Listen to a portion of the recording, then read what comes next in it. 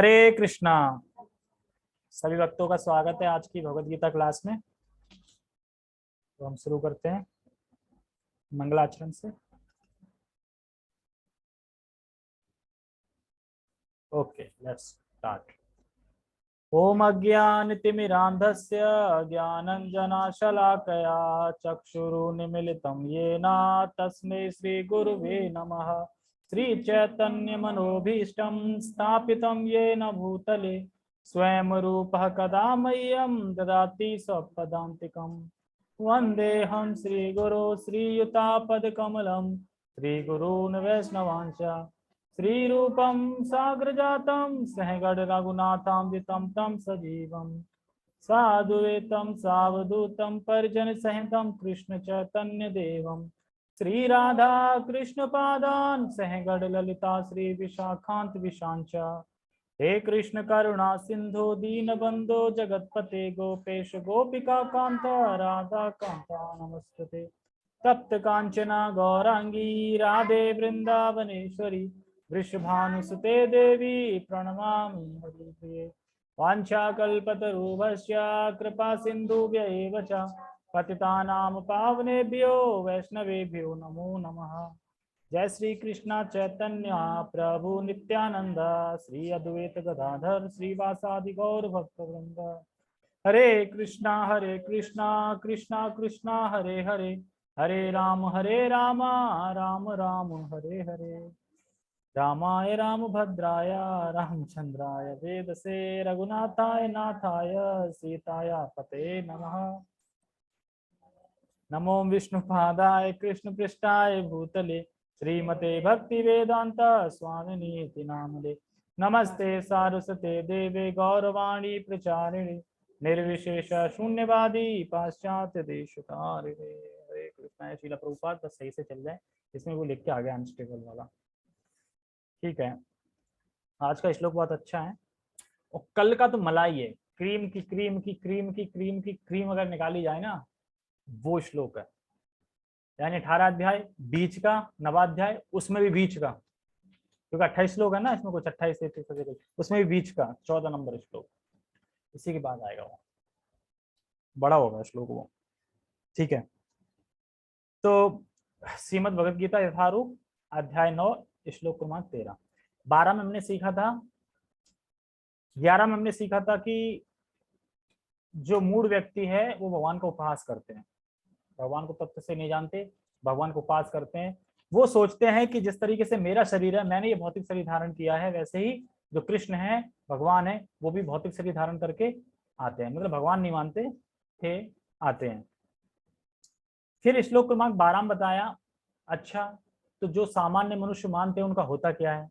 तो भगवान ने बोला उनके ज्ञान कांड, कर्म कांड और अष्टांग योग जो भी है वो सब निष्फल हो जाते हैं, किसी का फल नहीं मिलता। क्योंकि सब चीज का स्रोत कौन है? भगवान। सब चीज भगवान से आ रही है, तो वो कुछ भी कर ले उन्हें कुछ नहीं मिलने वाला। एक तरीके से अगर भूसे को कूटेंगे तो बहुत सारा आटा निकल जाएगा ना, निकल जाएगा। एक बोरे भूसे को कूटे तो कितना आटा निकलेगा? 100 बोरे को। अगर मान लो 1 टन हो, बहुत सारा हो, कितना भी हो ना, लेकिन बस व्यर्थ में वो अपना समय गवाते रहेंगे, लेकिन उन्हें आटा नहीं मिलेगा। उस तरीके से उन्हें कोई फल नहीं मिलता। जो आटा नहीं मिला मतलब तो फल नहीं मिला, इस तरीके से। तो अब ऐसे भी हैं जो भगवान, अच्छा जो भगवान को सामान्य मनुष्य नहीं मानते, जो भगवान को भगवान ही मानते हैं, ऐसे लोगों के साथ क्या होता है, तो वो आज के श्लोक में बता रहे हैं। ठीक है, समझ में आ रहा है? आवाज ठीक आ रही है जूम पे? ठीक है, 13 है, 12 कब बोला मैंने? महात्मानस्तु मां पार्थ दैवीं प्रकृतिमाश्रितः भजन्त्यनन्यमनसो ज्ञात्वा भूतानि अव्ययम्। महात्मानस्तु मां पार्थ दैवीं प्रकृतिमाश्रितः भजन्त्यनन्यमनसो ज्ञात्वा भूतादिम अव्ययम्। महात्मा नस्तु, तू मतलब लेकिन, जो लोग भगवान की बुराई करते थे, भगवान को भौतिक शरीर मानते हैं, वो तो एक अलग हुआ है, लेकिन कुछ और भी हैं जो सम्मान करते हैं वो। लेकिन मतलब तू मतलब लेकिन, जो महात्मा है और जो मेरी दैवी प्रकृति में आश्रिता, और जो मेरी दैवी प्रकृति है उसके आश्रित है, मतलब उस पे आश्रित रहते हैं, सरेंडर है, मतलब सेल्टर में है, मतलब जो देवी प्रकृति, भगवान की देवी प्रकृति है ना योग माया, उसके आश्रित में है, आश्रय लेते हैं। तो कोई बोले आश्रय लेते हैं तो क्या करते हैं, मतलब कैसे आश्रय लेते हैं, क्या करते हैं आश्रय में, तो बता रहे हैं भजन्ते अनन्य मनसो, मतलब वह अनन्य मन से कृष्ण का ही भजन करते हैं। अनन्य मन से मतलब, अनन्य का मतलब समझिए, अनन्य का मतलब होता है केवल कृष्ण, केवल ही कृष्ण और कोई नहीं, अनन्य मतलब, ठीक है, अनन्य का मतलब होता है केवल कृष्ण ही और कोई नहीं। तो कृष्ण का ही भजन करते हैं। जैसे कि कैसे करते हैं, मैं कृष्ण का दास हूं, मैं कृष्ण का नित्य दास हूं, और कृष्ण की प्राप्ति के लिए मैं कृष्ण की भक्ति कर रहा हूं। कृष्ण की प्राप्ति के लिए, कृष्ण की प्राप्ति का मतलब कृष्ण के चरण प्रेम, प्रेम प्राप्ति के लिए मैं कृष्ण भक्ति कर रहा हूं। तो उसके जीवन का लक्ष्य क्या होता है, कृष्ण प्रेम लक्ष्य होता है, ठीक है, लक्ष्य है। और उसके लिए साधन क्या लेता है, कृष्ण की भक्ति ही साधन लेता है। ऐसा नहीं कि कोई कर्मकांड साधन ले रहा है कृष्ण की भक्ति के लिए, तो कृष्ण की भक्ति का ही साधन ले रहा है, इसको बोलते हैं अनन्य भक्त। तो जैसा तुम बता रहे ना, भजत भजन्ते अनन्य मनसो। जैसे कि फिर कह रहे हैं ज्ञात्वा भूतादि में अव्ययम, मतलब वो कृष्ण का होके कृष्ण के लिए कृष्ण का भजन करता है, ये भी है भजन्ते अन्य मन से। एक तरफ मतलब इसका एक मीनिंग ये भी है कि कृष्ण का ही भजन कर रहा है, कैसे कर रहा है, कृष्ण का होके कृष्ण के लिए, और कृष्ण का ही भजन करता है, तो इसको भी अनन्य भक्त बोल सकते हैं। कैसे, कृष्ण के लिए कर रहा है, कृष्ण का ही होके कर रहा है, कृष्ण के लिए ही कर रहा है, तो सब तरफ कृष्ण कृष्ण है, कोई बीच में कोई दुर्गा उर्गा, कोई बीच में गणेश नहीं है, तो इसको भी अन्य बोलते हैं। फिर बोल रहे हैं ज्ञात्वा भूतादि ब्रह्म, इसको समझाते हुए बोलते हैं कि वह ये जानता है कि पूरे जगत के स्रोत कौन है, कृष्ण ही है, और वो जानता है कि ये जगत में जो कुछ भी दिख रहा है मुझे, ये सब भगवान से ही आया है। इस जगत में जो कुछ भी दिख रहा है सब भगवान से आ रहा है, भगवान किसी से नहीं आते, सब कुछ भगवान से आता है, भगवान आदि भगवान है। ये जानता है, वो कौन जानता है, जो देवी प्रकृति के सरेंडर में रहता है, सेल्टर में रहता है, आश्रय लिया हुआ है जिसने। एक ने तो भौतिक माया का आश्रय लिया रखा है, जो 12वें में बता दिया, उसके संग क्या होता है, सारे कर्म कांड सब कुछ उसके निष्फल हो जाते हैं। अब दूसरे ने देवी प्रकृति का आश्रय ले रखा है, तो उसके संग क्या होता है, उसको कृष्ण प्राप्ति होती है। इस तरीके से दो बताए ना, 12 और 13 में क्या फर्क है, तो इस तरीके से, ठीक है। हे पार्थ, यानी अर्जुन, मोह मुक्त महात्मा जन देवी प्रकृति के संरक्षण में रहते हैं। अब कोई पूछे कि देवी प्रकृति, देवी तो देवता तो नहीं है, समझ में आ रहा ना, देवी नहीं है, दैवी, दैवी, देवी होता है एक ऊ की मान, एक एड़ी की मात्रा होती है, इसमें 2 एड़ी की मात्रा है, यानी दैवी, दैवी, दैवी मतलब होता है जो आध्यात्मिक प्रोटेक्शन होती है भगवान की, स्पिरिचुअल जो शक्ति होती है भगवान की, जो कि स्वरूप शक्ति होती है भगवान की, अंतरंग शक्ति होती है। और एटलीस्ट ये सारा कुछ तो राधा रानी से ही है, क्योंकि राधा रानी लादनी शक्ति है ना, आध्यात्मिक शक्ति, योग माया। तो इसमें बोल रहे हैं कि जो महात्मा होते हैं, तो अब यहाँ पे मैं ये समझ में आ रहा है इसलिए महात्मा होते कौन, किसी बोलते हैं महात्मा कहाँ जा रहे हो, कोई बोलते हैं ना, कोई भी धोती कुर्ता पहने महात्मा बोल देते हैं। महात्मा वो है जिसने भगवान की दैवी प्रकृति का आश्रय ले रखा है, वो महात्मा है, और जो अनन्य मनसो होके भजन में लगा हुआ है कृष्ण की, और जिसका लक्ष्य क्या है, कृष्ण चरणों का प्रेम चाहिए, और कृष्ण की भक्ति कर रहा है, कृष्ण के लिए कर रहा है, कृष्ण का होके कर रहा है, वो महात्मा है। वो महात्मा नहीं है कि जो कृष्ण को निराकार बता दिया उसे तो महात्मा थोड़ी हो सकते, वो महात्मा नहीं हो। क्या बता रहे हैं कि महात्मा है कौन, ठीक है। और बता रहे हैं कि जो महात्मा होते हैं वो दैवी प्रकृति के अंदर, मतलब अंडर, अंडर मतलब उनके अंडर में, शरण में रहते हैं, और मतलब शरण में रहते हैं। और वो कॉल्ड मतलब क्या नाम है, मतलब दैवी प्रकृति है तो बोलते हैं योग माया, तो योग माया के सरेंडर में रहते हैं। अगर योग माया पे आश्रित हैं तो क्या होता है भला, तो बोले अच्छा, अगर वो योग, ये जो महात्मा है ये योग माया पे आश्रित है तो होता क्या है, जिसकी आत्मा भगवान से जुड़ी हो, है? जिसकी आत्मा भगवान से जुड़ी हो, आत्मा तो भगवान जुड़ी ही है, वो तभी से जुड़ी रहती है, लेकिन आच्छादित है ना। इस भौतिक संसार में आने के बाद हम भूल गए ना, लेकिन भगवान एक्चुअली, हम भगवान में गुणों से कोई भेद नहीं है, सेम टू सेम है, गुणवत्ता से, क्वांटिटी में भेद है। और दूसरा, हम यहाँ आने के बाद जैसे कि एक जल का शुद्ध बूंद होती है, जैसी धरती बिगड़ी गंदी हो गई, इस तरह से हम जैसे ही संसार में आते हैं, मतलब जैसे ही पृथ्वी लोक पे आए, हम बस प्रकृति तीन गुण में घिर गए, भूल गए फिर भगवान कौन है। वरना तो जुड़े हो, क्या मुझे समझ में आया, जुड़े मतलब क्या, मतलब कि भगवान का हाथ था, हाथ से जुड़े थे हम, समझ में नहीं आया मुझे प्रश्न ये। जिसकी आत्मा भगवान से जुड़ी हो, नहीं मन जुड़ा हो तो ठीक है, मन मतलब जिसका मन लगा हो भगवान से, मन जुड़ा हो हमेशा, हाँ मतलब मन बोल सकते हैं, लेकिन यहाँ पे मन को आत्मा भी बोल देते कभी कभी, इसलिए आत्मा लिख रहे हैं, या प्रभु जी ने शायद बताया हो, तो इसके बारे में मुझे पता नहीं। ठीक है, चलो श्लोक पढ़ता हूँ, कहाँ पे थे, हाँ। अगर योग माया पे जो आश्रित है, तो मतलब क्या होता है भला, योग माया पे आश्रित होने का मतलब क्या है, हम कैसे हम जाने कि हम आश्रित हैं योग माया, है ना? हमें कैसे पता चलेगा हम योग माया से पे आश्रित है कि महामाया पे आश्रित है, कैसे पता चलेगा? तो डिफरेंस बता रहे हैं यहाँ पे कि जो योग माया पे आश्रित है, वो अनन्य भाव से भक्ति में लगा रहता है, मतलब अनन्य भाव से भक्ति में लगा रहता है, हमेशा विचलित नहीं होता, दृढ़ता से लगा हुआ है, विचलित नहीं होता कि नहीं इसकी नहीं इसकी कर लें, कुछ दिन इसकी कर लिया अब इसकी कर लें, एकदम दृढ़ भाव से लगा हुआ है, और सेवा भी करता है, और अपना मन लगा देता है वो। तो वो जानते हैं कि लाइफ का गोल क्या है, जो महात्मा है, जो योग माया के शरण में रह रहे हैं, वो जानते हैं कि लाइफ का गोल क्या है, मतलब लाइफ हमें मिली है तो क्यों मिली है, क्या करना है, तो सब जानते हैं कि लाइफ का गोल तो कृष्ण ही है, क्लियर है एकदम। उनको बोलते हैं महात्मा, जिनकी लाइफ में क्लियर होता है कृष्ण ही की प्राप्ति करनी है, कृष्ण के चरणों का ही प्रेम प्राप्त करना है मुझे।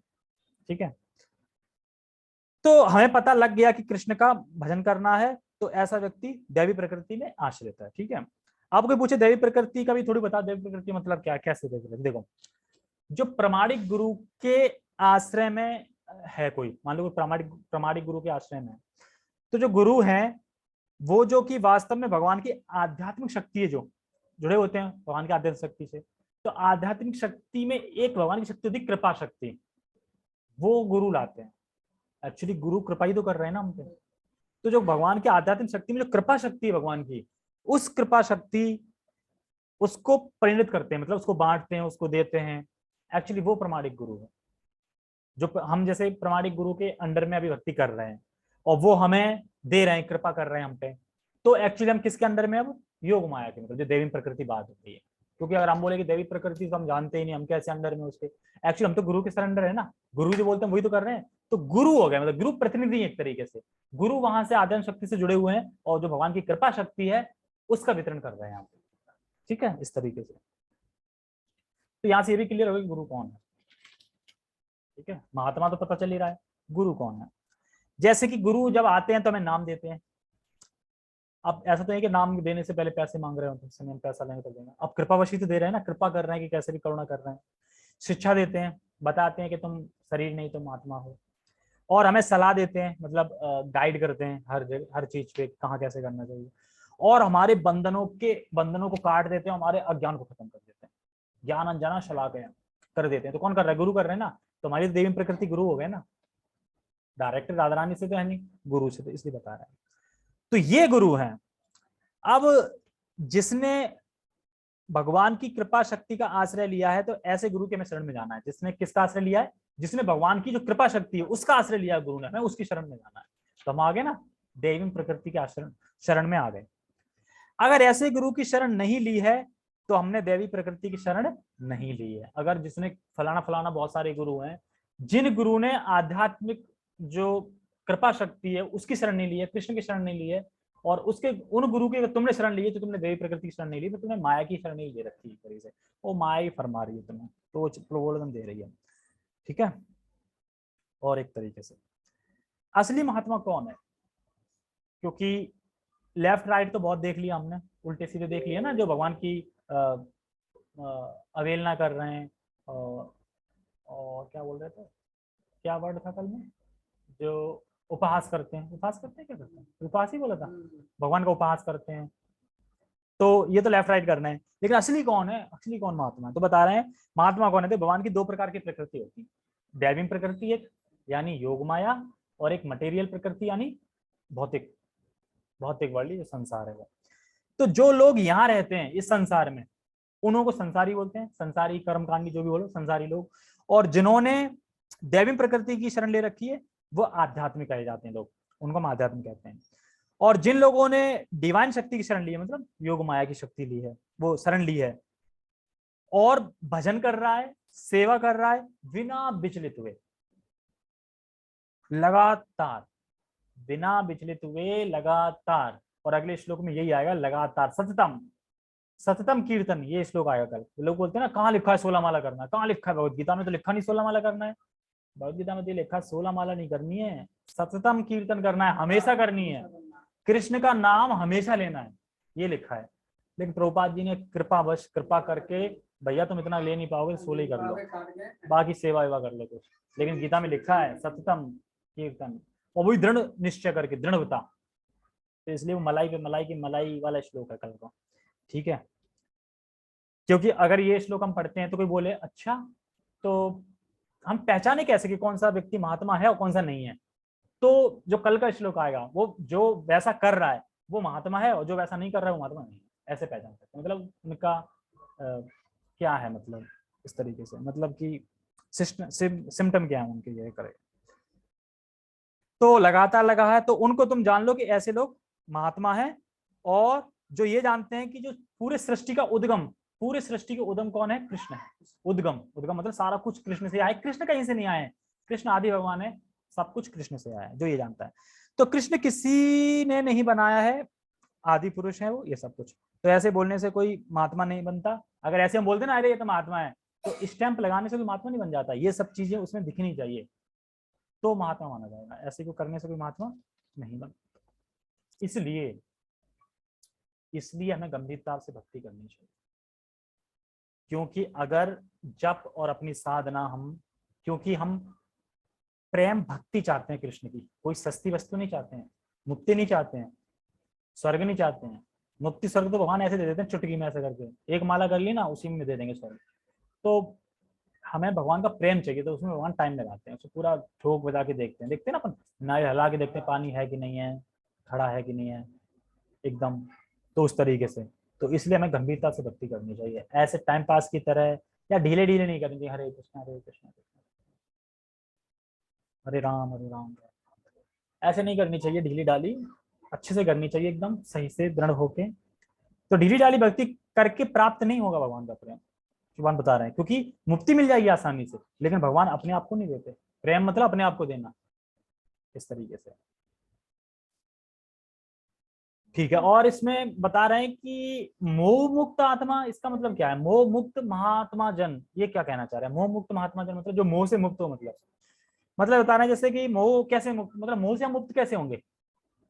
अब यहाँ पे तो मोह दिख रहा है, एक उधर है, दिख रहा है ना, तो कैसे मुक्त होंगे इससे? भक्तों के संग से, भक्तों के संग से। अगर भक्तों का संग तुम बंद कर दो ना, तो मान ले मैं कभी क्लास ही करना बंद कर दूं, फिर देखो कैसा लगेगा। अब भाई तुमको लगे या खुशी हो वो अलग सी बात है, मुझे तो नहीं लगेगा मन। अब तो कुछ ना कुछ तो करना ही है, गीता खत्म होगी तो कुछ और स्टार्ट, कुछ ना कुछ समझ में भले ही ना आए, पढ़ना तो है ही है, ठीक है। तो ऐसे जैसे सुखसांत प्रभु से कोई पूछ रहा था कि कब तक करना है, कब तक होगा? कह रहे जब तक मैं गंगा में नहीं डूब जाऊंगा तब तक तब तक चलेगी क्लास, तब तक टॉर्चर चलेगा ये। तो मोहम्मद भक्तों के संग में आके मोह नष्ट हो गया है। अब देखो यहाँ पे अंतर देखो दोनों श्लोक का, 13 नंबर और 12 नंबर का अंतर देखो। 13 में जो अनन्य भजन कर रहे हैं, जो उसमें बता रहे हैं ना, जो अनन्य भजन कर रहा है उसमें अगर दुर्गुण भी है तो भी भगवान नहीं देखते, दुर्गुण नहीं देखते। वो अनन्य भक्त कर रहा है ना, अनन्य भक्ति में लगा हुआ है, अनन्य मनुष्य अपने मन को भगवान में लगा रखा है, अगर उसमें कुछ दुर्गुण भी है फिर भगवान नहीं देखते उसको, बस भजन कर रहा है ना मेरा अनन्य भाव से, उसको मानते हैं महात्मा, ठीक है। और जो पहले वाला ज्ञानी हो, कर्मी हो, अष्टांग योग कर रखा हो, कुछ ये कर रहा होगा वो कर रखा हो, लेकिन भगवान का उपहास कर रहा है, तो भले उसमें कितने भी गुण हो, भगवान उसको गुण नहीं देखेंगे। भगवान क्या बोल रहे हैं उसको? आसुरी राक्षस। तो देख रहे कितना बड़ा अंतर है दोनों स्कूल में। मतलब जो ज्ञान कान में प्रचंड है लेकिन भगवान को उपास कर रहा है तो उसको भगवान राक्षस आसुरी बोल रहे हैं, और जो ज्ञान कांड में कुछ भी नहीं है, खाली बस अनंत मनसों से लगा हुआ है भगवान में, और भले भी दुर्गुण है उसके अंदर, तो भी भगवान उसको कुछ नहीं बोल रहे हैं, अच्छा मान रहे हैं उसको। तो ये है 13 नंबर श्लोक। ठीक है, तो फिर अब इसमें क्वेश्चन उठाया, तो फिर आपका जो सम्मान करते हैं उनका क्या होता है? पिछला श्लोक में तो उपहास कर रहे थे ना, लेकिन इस वाले श्लोक में सम्मान वाले हैं ना, कि सम्मान जो करते हैं उनके संग ये होता है। तो इसमें पूछ रहे हैं कि जो लोग सुनते हैं, मतलब सम्मान कौन करता है? जो लोग सुनते हैं, कथा सुनते हैं, भगवदगीता सुनते हैं, क्लास में आते हैं, वही तो सम्मान कर पाएंगे भगवान का, सुनेंगे भगवान के बारे में। जो कभी सुनेगा ही नहीं, वो कहाँ से करेगा? वो तो अपनी फिलोसफी जानने लगेगा, भगवान तो ये थे, कृष्ण तो ये थे। कहाँ सुना, कहाँ पढ़ा? टीवी में देखा। टीवी में पता क्यों हम भ्रमित हो जाते हैं? क्योंकि टीवी में हमारे जैसे मनुष्य दिखते हैं रोल करते हुए, हमारे जैसे दिखते हैं ना, स्त्रियां हमारे जैसे दिखेंगी, मतलब है वैसे दिखेंगी, तो हम उन्हें अपने जैसा मान लेते हैं। फिर जो उसमें लीलाएं हो रही है, रासलीला हो रही है, चीरान हो रहा है, तो अपने जैसे तो कर रहे हैं ना, अपने से थोप रहे हैं ना अपने जैसे, इसलिए। लेकिन ये टीवी का हटा के देखो, आध्यात्मिक जगत का करके देखो कि भगवान का शरीर है कैसा, सच्चित आनंद है भगवान का शरीर, तब फिर नहीं, फिर सही लगेगा सब। बार बार अनस्टेबल लिख के आ रहा है, ठीक है, जल्दी जल्दी कर लो, है ना, नहीं तो फिर ठीक है। जिसमें गाढ़ श्रद्धा है और कृष्ण का ही भजन कर रहा है, उसको बोलते हैं अनवरत। गाढ़ श्रद्धा मतलब एकदम गहरी श्रद्धा है भगवान में। भगवान के जो शुद्ध भक्त हैं, वो भगवान के अनन्य स्वरूप का अनादर नहीं करते, पर उनका आकर्षण कृष्ण ही है। जैसे भगवान के जो अनन्य भक्त हैं, तो भगवान के तो और अन्य रूप है ना, वामन देव हो गए, ये हो गए, बहुत सारे हैं, विराट रूप, तो वो अनादर किसी का नहीं करते, लेकिन आकर्षण उन्हें कृष्ण में ही है, दो भुज में, विष्णु तक में नहीं है। मानते हैं विष्णु भगवान ही है, अनादर नहीं करते भगवान विष्णु, लेकिन आकर्षण ना द्विभुज रूप वाला कृष्ण से, इस तरीके से। जैसे कि बता रहे थे, एक मंदिर में था ना भक्त, तो वो जो वृंदाय प्रिया केशव, जो विष्णु भक्ति बोलता था ना, उसे दीपक नहीं दिखाता था। जो कृष्ण भक्ति बोलता था, उसे दीपक दिखाता था। तो उनका टेम्पल मैनेजर आया, उसे एक थप्पड़ दिया उसने। यार भेद देख रहा है तो फायदा क्या? भेद नहीं देखना चाहिए एक्चुअली। तुम कृष्ण पे आकर्षण ठीक है, लेकिन तुम भेद देकर विष्णु बोल रहा है, वो क्या कृष्ण को नहीं मान रहा है? वो कृष्ण को मान रहा है ना, कि कृष्ण विष्णु में कोई अंतर नहीं है, एक ही है दोनों। ठीक है, तो क्विज, अनन्य मनसो क्यों कहा जा रहा है यहाँ पे भक्त को? भक्त को अनन्य मनसो मतलब क्या बताओ? मतलब कृष्ण की छोड़ के बाकी सबकी भक्ति कर रहा है, तो हाँ, केवल कृष्ण भक्ति का। तीन चीज क्या बताई थी? कृष्ण का होके, कृष्ण के लिए, कृष्ण की भक्ति, साधन भी भक्ति है, साध्य भी कृष्ण है, प्रेम है, ये अनन्य है। बाकी कुछ इधर उधर आ गया तो फिर अनन्य हट जाएगा, तो अनन्य भक्त में बनना ही पड़ेगा। ठीक है, परपट पढ़ते हैं। इस श्लोक में महात्मा का वर्णन हुआ है। ठीक है, महात्मा का सबसे पहला लक्षण यह है कि वह दैवी प्रकृति में स्थित रहता है, वह भौतिक प्रकृति के अधीन नहीं होता। और यह होता कैसे है? कैसे होता है? अरे वो तो यहीं पे रह रहा है, खा रहा है, पी रहा है, नाश्ता कर रहा है, सब कुछ कर रहा है, लेकिन यहाँ पे तो कह रहे हैं दैवी प्रकृति में रहता है, दैवी प्रकृति में स्थित है वो। लेकिन हम तो देख रहे हैं वो नहा रहा है, धो रहा है, खाना पी रहा कर रहा है, तो इसी जगत में रह रहा है संसार में, कैसे? लेकिन उसके मैं कार्य को देखना है, तो कार्य क्या कर रहा है, कार्य क्या कर रहा है ये देखो। और भजते अनन्य मन से वो कृष्ण का भजन कर रहा है, भले ही वो इस जगत में रहे, यही रहते हुए वह मुक्त है। जैसे कि श्रीमद् भागवतम में सेकंड चैंटो में पहले व्याख्या कर दी योगी की, कि योगी किस तरीके से अपने मतलब ध्यान लगाता है, फिर यहाँ से जाता है पृथ्वी की जो 7 लेयर बताई थी ना, 7 लेयर में पृथ्वी की लेयर पार करता है, फिर आ जाती है जल की लेयर, फिर जल में सारे अपने आप को जल में पवित्र करके जल से निकल जाता है लेयर में, फिर अग्नि की लेयर आ जाती है, फिर अपने आप में अग्नि में करके फिर ऐसे महत्व तक जाता है, महत्व तुम सारी इंद्रियों को उसी में मिला देता है, ऐसे कर करके तब वो वैकुंठ जाता है। और प्रभुपाद जी कह रहे हैं आप बैठे बैठे यहीं से वैकुंठ जा सकते हैं, अपनी भक्ति लता है ना, उसको बढ़ाते जाओ, भक्ति लता 7 लेयर को भेद के और वैकुंठ को भी भेद के, और वहां से गोलोक वृंदावन में जाके कृष्ण के चरणों में लिपट जाएगी जाके, यहीं बैठे बैठे। तो इसलिए प्रभुपाद कह रहे हैं ये करो ना, योगी कहाँ कर पाओगे, अपने सूक्ष्म शरीर को इसमें मिला दिया, इतनी मोटी मोटी लेयर है, लेयर में कितने करोड़ योजन उसमें इंसान जाता है, मतलब आग का बन के, अब अपने शरीर को आग जैसा बना के उसमें से पार करता है योगी, फिर उसमें पार कर देता है। तो बहुत सारा ऐसा वैसा सोचो, जब हम ऊपर जाएंगे तो पृथ्वी अलग दिखेगी, तो ये पृथ्वी की लेयर है, आकाश है, वो पूरा आकाश है, ये पूरा आकाश दिख रहा है ना, इस पे अपन जब बाहर भेद के निकल जाएंगे ना ऐसे करके, तो एक फिर लेयर और आएगी जो जल जल की होगी, जल ही जल होगा पूरा, वो जल की लेयर से पूरा पार कर जाएंगे, फिर अग्नि की लेयर, उसको पूरा पार कर जाएंगे, ऐसे करके 7 लेयर पार करके तब जाके कहीं ब्रह्मलोक ऊपर पहुंच के तब कहीं वैकुंठ दिखाई देगा, इतना दूर है। और ये सोच रहे हैं कि हम ना यांत्रिक कुछ बना के चले जाएंगे, साइंटिस्ट सोच रहे हैं ना हम चंद्रमा पे सूर्य पे ऐसे चले जाएंगे, जा ही नहीं सकते, भेजना पड़ता है वो। प्रभुपाद जी कहते हैं मुझे तो ये भी यकीन नहीं कि सच में चंद्रमा पे गए भी है कि नहीं गए। अरे जा ही नहीं पाओगे, कैसे जा पाओगे? सोच रहे हो कि कितनी लेयर भेद के जाना पड़ेगा, चले जाओगे? हाँ वही तो कह रहे हैं, तो पता नहीं कहाँ नहीं। एक बात, इतने करोड़ रुपए खर्च करे और लेके क्या है, मिट्टी, और मिट्टी का क्या करोगे? तो इसी तरीके से लोग, इतने रुपए खर्च हो रहे हैं और होता कुछ नहीं है। ठीक है, तो हम कहाँ पे थे? हाँ, तो भजन कर रहा है, भले ही वो इस जगत में है, तो यही रहते हुए मुक्त हो जाता है, क्योंकि वो कृष्ण का भजन कर रहा है, इसलिए यही रहते हुए मुक्त है, वो बता रहे हैं। इसकी व्याख्या 7वें अध्याय में की गई थी। 7वें अध्याय में आया था ना, अनन्य भक्त के बारे में बताया गया था। जो भगवान श्री कृष्ण की शरण ग्रहण करता है वह तुरंत भौतिक प्रकृति के वश से मुक्त हो जाता है।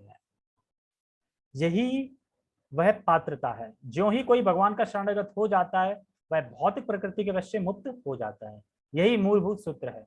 तटस्थता शक्ति होने के कारण जीव ज्यों ही भौतिक प्रकृति के वश से मुक्त होता है त्यों ही वह आध्यात्मिक प्रकृति के निर्देशन में चला जाता है। देखो, हम तटस्थता शक्ति हैं भगवान की, यानी हम आध्यात्मिक शक्ति में, आध्यात्मिक लोक में भी जा सकते हैं, आध्यात्मिक में भी और भौतिक में भी।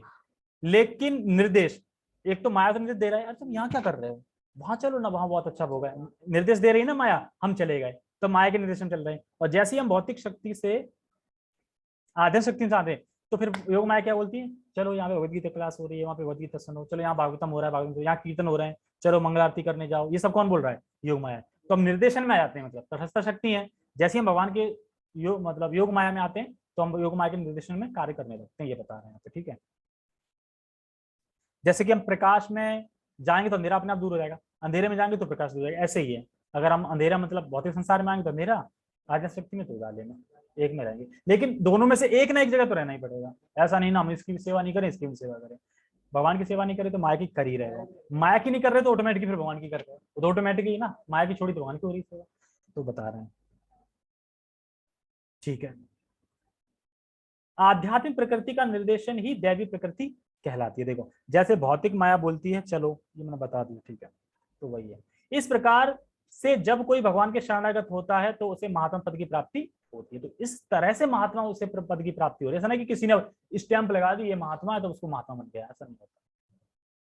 महात्मा अपने ध्यान को कृष्ण के अतिरिक्त अन्य किसी की ओर नहीं ले जाता, क्योंकि वह भली भांति जानता है कि कृष्ण ही आदि परम पुरुष समस्त कारणों के कारण है। इसमें तनिक भी संदेह नहीं है। ये क्यों लिख रहे हैं प्रभुपाद संदेह नहीं है? क्योंकि आजकल के बता रहे थे कि इस्कॉन के भक्त थे काफी पुराने, वो अभी भी कह रहे थे दुर्गा हो शिव हो कोई भी हो सब बराबर, किचन में काम कर रहे हैं और जब 15 साल से हैं डिवोटी, और बोल क्या रहे हैं सब एक ही। तो इसलिए प्रभुपाद लिख रहे हैं कि संदेह नहीं है। फिर मतलब संदेह नहीं है, मतलब संदेह हो भी सकता है किसी का। जैसे बता रहे थे कि एक काफी पुराने थे, प्रीचिंग भी कर रहे हैं और बोल रहे हैं देखो आप वैकुंठ चले जाओगे लेकिन भगवान के धाम नहीं जा पाओगे, भगवान के धाम अलग, मतलब वो कह रहे हैं कि वैकुंठ अलग है, भगवान का धाम अलग है। तो ये कहाँ कौन शास्त्र में लिखा है कि धाम अलग है वैकुंठ अलग है? दोनों एक ही है। गोलोक वृंदावन धाम ऊपर है तो शॉर्ट में, लेकिन वैकुंठ तो पूरा एक वैकुंठा है ना। वो कह रहे हैं धाम अलग है वैकुंठ अलग है, वैकुंठ में जा सकते हो धाम नहीं जा पाओगे। तो प्रीचिंग कर रहे हैं तो पता ही नहीं। तो इस तरीके से लोगों में संदेह हो जाता है, कंफ्यूजन हो जाती है। क्यों? सुना नहीं करते से, सिद्धांत नहीं सुना। इसलिए प्रभुपाद जी सिद्धांत को रख के चले थे, चमत्कार रख के नहीं चले थे कि मैं चमत्कार दिखाऊं, इसका पैर ठीक कर दिया, इसकी बीमारी ठीक कर दी, इसका वो कर दिया। ये सब नहीं करना है, सिद्धांत। नहीं तो फिर लोग कभी भगवान को मान ही नहीं पाएंगे। वो तो फिर वो उनके लिए हम ही भगवान हो जाएंगे। फिर जिसने सही कर दिया उसके लिए वही भगवान है। लेकिन करने वाले भगवान, लेकिन तुम सोच रहे हो उसने कर दिया, ये और मूर्खता है। तो ऐसा महात्मा अन्य महात्माओं या शुद्ध भक्तों की संगति से प्रगति करता है, तो भक्त संगों से। तो ऐसा नहीं है कि हम खाली रीडिंग करते रहे, हमें सब कुछ करना है, भक्तों का संग भी करना है ना, तभी तो हम महात्मा बन पाएंगे ना। इस तरीके से महात्मा के मतलब उस पर पहुंच पाएंगे। शुद्ध भक्त तो कृष्ण के अन्य स्वरूपों यथा चतुर्भुज महाविष्णु रूप से भी आकृष्ट नहीं होते। बता रहे हैं ना प्रभुपाद जी कि जो कृष्ण भक्त है वो सिर्फ कृष्ण के रूप पे आकर्षण होते हैं, बाकी अनादर किसी का नहीं करते हैं, सबका सम्मान है, लेकिन वो आकर्षित कृष्ण रूप में ही होते हैं, दो भुज रूप। जबकि बताओ हमने कृष्ण को देखा नहीं है, खाली पढ़ा है सुना है कैसे दो भुज रूप है, कैसी उनकी आंखें कमल ने, और फिर कितना लगाव है कृष्ण से, तो देख लेंगे तब। जैसे कुछ लोग कहते हैं ना कि भगवान उसमें श्लोक में बोलते हैं, कल के श्लोक में बोलेंगे, कल का श्लोक है कि मेरी पूजा करो, मुझे मतलब मुझे नमस्कार करो। तो अब जो निराकारवादी हैं तो निराकार को कैसे नमस्कार करोगे तुम? देखे तो रानी तो इसीलिए भगवान विग्रह सेवा में आते हैं ना, विग्रह है, अब करो ना नमस्कार सही से। इस तरीके से निराकार का खंडन होता है। ठीक है। वे ना तो कृष्ण के अन्य किसी रूप से आकर्षित होते हैं, ना ही वे देवताओं या मनुष्यों के किसी रूप की परवाह करते हैं। वे कृष्ण भावनामृत में केवल कृष्ण का ही ध्यान करते हैं। वे कृष्ण भावनामृत में निरंतर भगवान की अविचल सेवा में लगे रहते हैं। मतलब वो कृष्ण की सेवा में लगे रहते हैं, कृष्ण का ही भजन करते हैं, बाकी सबका आदर करते हैं, और कृष्ण रूप पे ही वो आकर्षित होते हैं, विष्णु रूप पे भी आकर्षित नहीं होते, पर अनादर किसी का नहीं करते। ठीक है। ओके, तो कल हम पढ़ेंगे कि सिम्टम क्या है कि महात्मा कौन है। ठीक है, तो सिम्टम आएगा, अच्छा श्लोक आएगा, थोड़ा बड़ा भी होगा। ठीक है। हरे कृष्णा। जगत गुरु श्रील प्रभुपाद की जय। श्रीमद् भगवद गीता की जय। नित्यानंद गौर प्रेमानंदे। हरि हरि बोल। अरे भाई मोड़ी।